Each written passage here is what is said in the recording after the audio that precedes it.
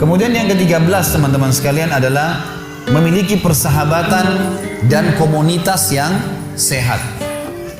Jadi teman-teman, kalau Anda berteman sama pengangguran, maka kita akan terpengaruh jadi pengangguran. Saya kasih contoh begini. Kalau saya tidak merokok, saya berteman sama 10 orang teman-teman saya merokok. Hari pertama, hari kedua, saya tidak merokok nih. Tapi minimal saya sudah terbiasa cium baunya. Seminggu kemudian mereka akan bilang, coba aja sebatang. Ya, sebulan kemudian saya sudah merokok. Setahun kemudian bisa jual rokok. Baik, ini contoh saja. Sebaliknya, saya tidak bisa mengaji. Teman saya 10 orang penghafal Al-Quran. Hari pertama, hari kedua saya malu. Seminggu saya belajar huruf hijaiyah, sebulan bisa ngaji, setahun hafal Quran bersama mereka. Teman-teman itu berpengaruh sekali. Makanya kata Nabi SAW, Al-maru ala dini khalili. Seseorang sesuai dengan agama temannya. Komunitas, kita berteman sama pengusaha-pengusaha, kita jadi termotivasi untuk itu. Berteman sama pengangguran, kita akan jadi pengangguran bersama mereka. Makanya perlu membentuk, dalam bahasa Arab namanya bitana salihah, lingkungan yang sehat. Kalau kita kenalan sama orang umumnya tidak masalah, tapi sahabat-sahabat dekat harus orang-orang yang berprestasi. Maaf teman-teman, saya ingin berbagi pengalaman di sini. Masih bisa waktunya? Baik, saya pernah waktu kuliah di Madinah. Ini pengalaman saya sering ceritakan karena memang saya rasa itu prestasi yang saya dapatkan, dan saya ingin berbagi supaya teman-teman juga bisa ngambil jadi pelajaran. Saya sekarang motivasi anak-anak saya untuk menerapkan itu. Saya pernah waktu kuliah tingkat 1 kuliah di Madinah teman-teman sekalian, nilai saya standar saja, biasa. Terus kemudian muncul di benak saya, kok bisa ya? Waktu saya masuk ke kampus, baru mulai semester baru lagi tingkat 2 kuliah, ternyata tempat penerimaan beasiswa tiap bulan kami antri dikasih beasiswa 840 rial oleh kerajaan Saudi. Kasih beasiswa. Waktu itu ada orang antri, saya lihat cuma sekitar 7-8 orang. Saya lihat teman-teman saya di kelas, saya tanya, "Akhi, ini antri apa? Ini kan belum akhir bulan, kok sudah terima beasiswa?" Dia bilang, "Bukan, ini dikasih 1000 rial bagi orang yang cum laude. Nilainya 90-100 ini dapat 1000 rial nih." Oh begitu. Baik, saya masuk kelas. Mulai saya berpikir waktu itu, bukan masalah pikir 1000 rialnya ya. Saya berpikir, kok bisa teman-teman saya yang 7-8 orang ini cum laude? Apa kelebihan mereka? Dia punya 2 mata, saya juga punya 2 mata.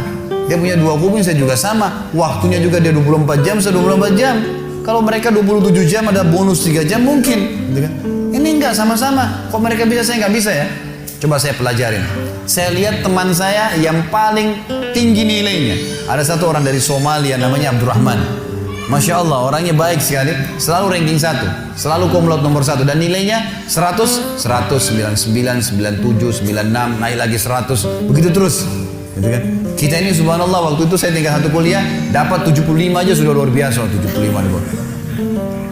Kok bisa ini orang? Dari mana bisa nilai 100 nih?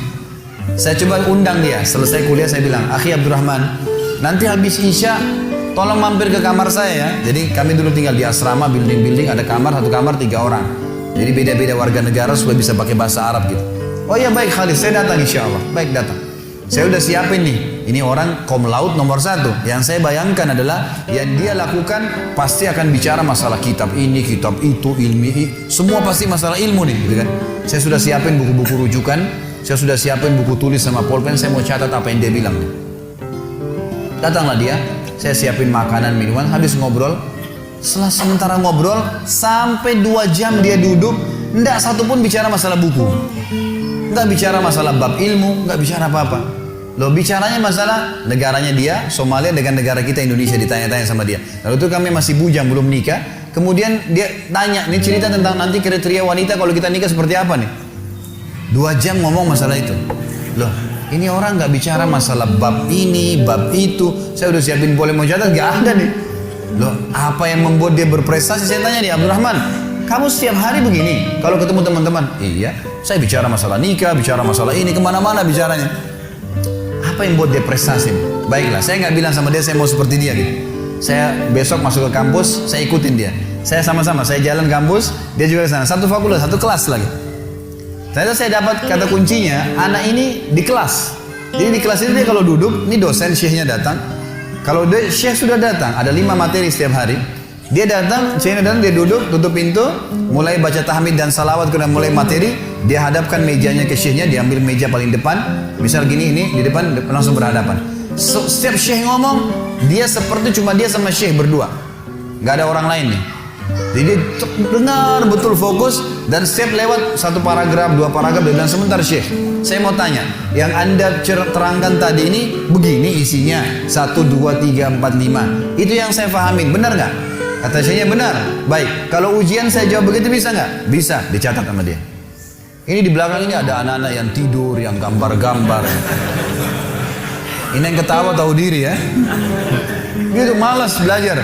Saya lihat, oh rupanya di sini nih. Saya coba pindah ke meja depan, lalu kemudian mulai besok saya lihat, dan dia catat-catat semua tuh. Oret-oret, nanti pulang ke kamar diperbaiki nama dia. Dan subhanallah, tulisan dia itu, kalau hari ujian teman-teman sekalian ditaruh di fotokopian, difotokopi sama anak mahasiswa dibaca. Berapa banyak pahalanya orang ini, ayat hadis dihafal, tulisan tangannya. Dan dia kena tulis sesuai apa yang dia faham, gitu kan? Dia udah nggak, dia tinggal baca sedikit udah tahu, dan sudah faham di kelas, gitu kan? Mulai besok saya bawa buku tulis, bawa pena, dia di sini, saya di sebelahnya. Dia bertanya, saya juga bertanya. Proses seperti dia, gitu. Tapi yang kalau saya tidak paham, kalau saya paham saya sudah tulis. Kalau dia bertanya saya paham sudah. Kalau saya tidak paham saya, Syekh sebentar, ya. Maksudnya begini Syekh. Jadi kelas ini jadi hidup gara-gara saya bersebelahan sama si Abdurrahman. Yang lain yang tidak tidur jadi bangun. Dia ada apa nih ribut di depan? Tanya terus, diskusi sama Syekhnya terus begitu. 6 bulan pertama teman-teman sekalian saya kewalahan nulis. Karena Syekh ngomong apa ditulis kan gitu. Susah nih. 6 bulan kemudian setelah saya terus paksain diri, sampai pada tingkat Allah mudahkan, alhamdulillah, saya bisa nulis apa yang Syekh ucapkan dengan 2 warna pulpen. Hitam apa yang dia ucapkan, kalau ayat pakai pulpen warna merah. Dan pada saat hari ujian, difotokopi bukunya Abdurrahman sama buku saya. Dua-duanya difotokopi sama mahasiswa, gitu kan? Dan pada saat hasil ujiannya sama, nama dia dan nama saya berdekatan, sama-sama dapat 1.000 real, gitu kan? Sampai pernah ada seorang dosen, ada materi namanya Ghazul Fikri, perang budaya. Bagaimana mempelajari negara-negara barat, negara muslim berusaha untuk memerangi umat Islam. Materi yang ada seorang dokter, orangnya baik, tapi beliau suka pakai bahasa ammiah, bahasa pasaran dalam menerangkan materi. Jadi nggak semua orang paham gitu. Maka Syekh ini kalau ditanya, Syekh, teman-teman dari Afrika tanya, Syekh, ana belum mengerti Syekh. Dia bilang, ente kembali ke buku. Nggak dijelasin lagi, gitu kan? Ini gimana cara memahaminya orang ini gitu. Tapi apa yang saya sudah ambil kata kunci, Syekh, maaf, yang anda terangkan seperti ini maksudnya? Iya benar. Yaudah, bukunya mana Syekh? Ini rujukannya. Saya beli bukunya nanti, gitu kan? Subhanallah, dia datang dari angka 100 nilai full, 70 nanti di kertas, 30 ini teman-teman sekalian dikasih ujian di kelas, ujian tulisan 30. Dia datangkan 5 soal, dikasihlah ujian.